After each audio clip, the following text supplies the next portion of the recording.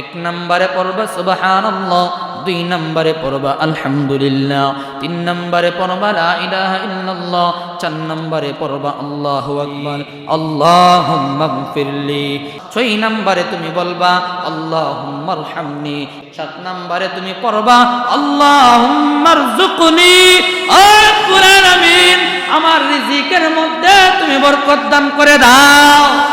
আমার আল্লাহ বরকত দিতে পারে কি পারে না? হুজুর সামান্য একটু আমল, এই আমলের মাধ্যমে আল্লাহ জীবনের গুনাহ মাফ করে দিব। হ্যাঁ, সহিহ হাদিসের বর্ণনা, এই আমলের মাধ্যমে আল্লাহ আপনার আমার রিজিকের যে অভাব আছে, অভাব আল্লাহ তাআলা দূর করে দিবে।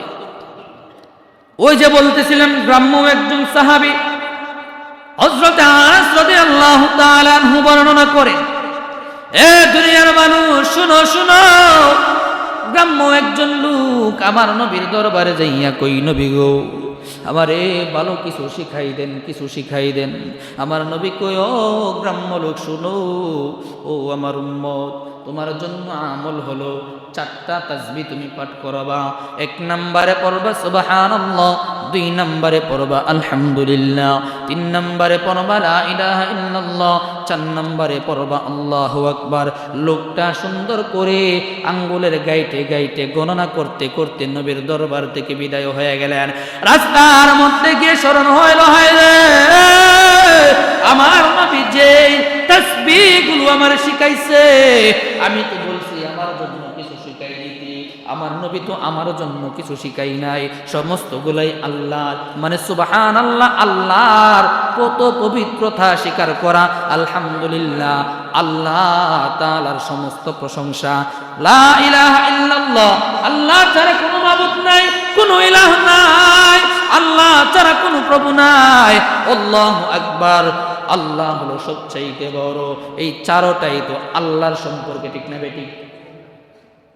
ওই গ্রাম্য ব্যক্তি কইতাছে, তাহলে আমি যে কইলাম আমার লাগি কিছু শিখাইতো, আমার লাগি তো আর কিছু শিখাইছে না, ফামালি, নবীর দরবারে বলতেছেন, নবী গো আমি তো বলছি আমার জন্য কিছু শিক্ষা দিতেন, কই আপনি যেগুলো শিক্ষা দিচ্ছেন এইগুলা তো আল্লাহর জন্য সকল কিছুই, ফামালি, তাহলে আমার জন্য কি?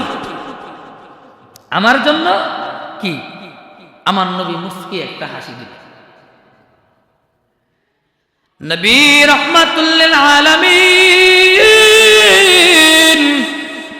মুস্কি একটা হাসি দিয়া ওই গ্রাম্য লোকটারে কই, তোমার জন্যও লাগবে? কো হ্যাঁ আমার জন্যই লাগবে। কই তাহলে তুমি পড়বা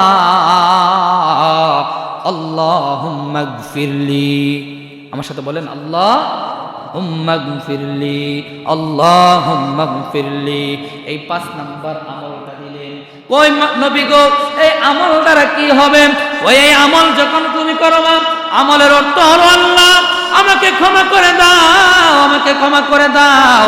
তুমি আল্লাহুম্মা গফিরলি বলবা, আমার আল্লাহ তোমাকে ক্ষমা করে দিবে। 6 নম্বরে তুমি বলবা আল্লাহুম্মা আরহামনি, হে আল্লাহ আমাকে তুমি রহমত দান করো, আল্লাহ তোমাকে রহমত দান করবে। 7 নম্বরে তুমি পড়বা আল্লাহুম্মা আরযুকনি, ও রব্বুল আলামিন আমার রিজিকের মধ্যে তুমি বরকত দান করে দাও। আমার আল্লাহ বরকত দিতে পারে কি পারে না? আমার নবী কয়, ও উম্মত শুনো শুনো, এই 7টা তাসবিহ তোমারে আমি দিলাম। 1 নম্বরে পড়বা সুবহানাল্লাহ, তুমি পড়বা এমন ভাবে যেন তুমি যখন সুবহানাল্লাহ বলবা আল্লাহ তোমার কত পবিত্রতা আমি ঘোষণা করতেছি।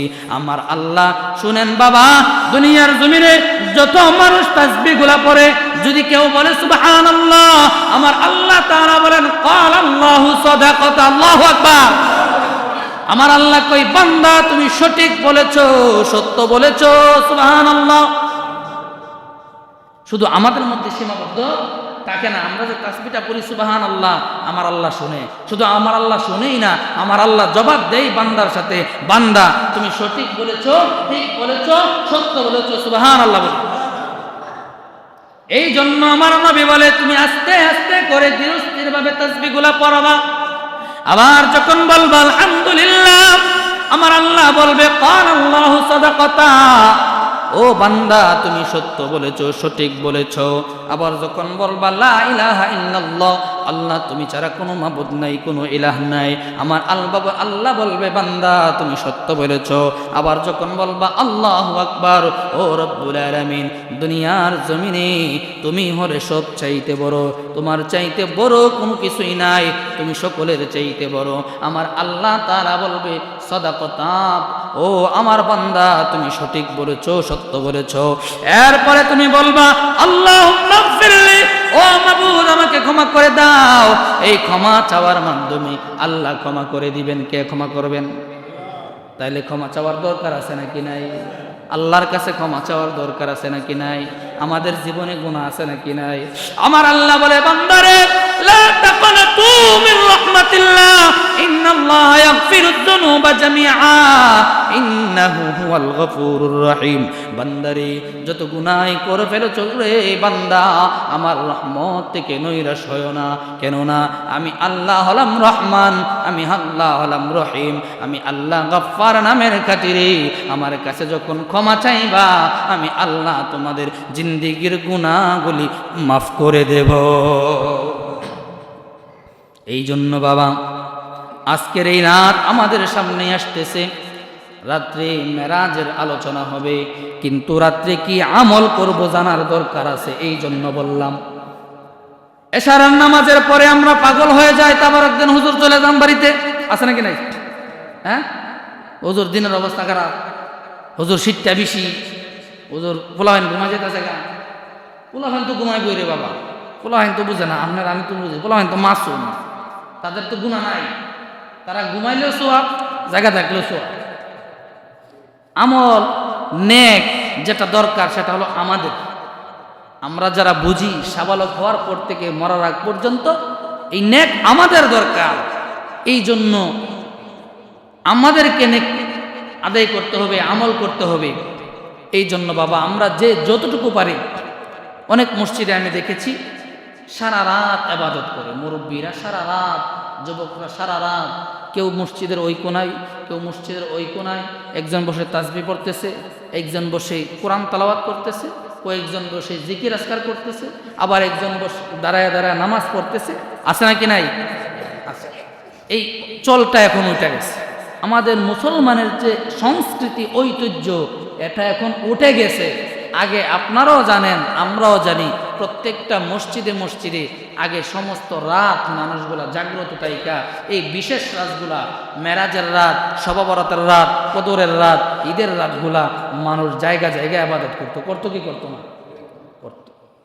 এই জন্য বাবা আমরা যদিও সারা রাত যদিও আমরা সজাগ না থাকতে পারি, ইবাদত না করতে পারি, কমপক্ষে রাতের কিছু অংশ যেন আমরা ইবাদত করি, এবং আজকের রাতে যেন আমরা তাহাজ্জুদ করি, এবং দিনের বেলা যেন রোজা রাখি। কারণ কি, এই রোজাটা কিন্তু ফরজ না, আমি কিন্তু ফরজ বলতেছি না। আপনি রাখলে সওয়াব পাবেন, না রাখলে গুনাহ নাই। কিন্তু রাখলে কেমন সওয়াব? রমজানে ফরজ রোজা 1 মাস রাখি, 1 মাস রোজা রাখার সওয়াব, ঠিক না বেটি? আর এই একটা নফল রোজা একদিন রাখবেন, সারা বছর রোজা রাখার সওয়াব। আল্লাহু আকবার বলি। এই জন্য গুরুত্ব কম নাকি বেশি?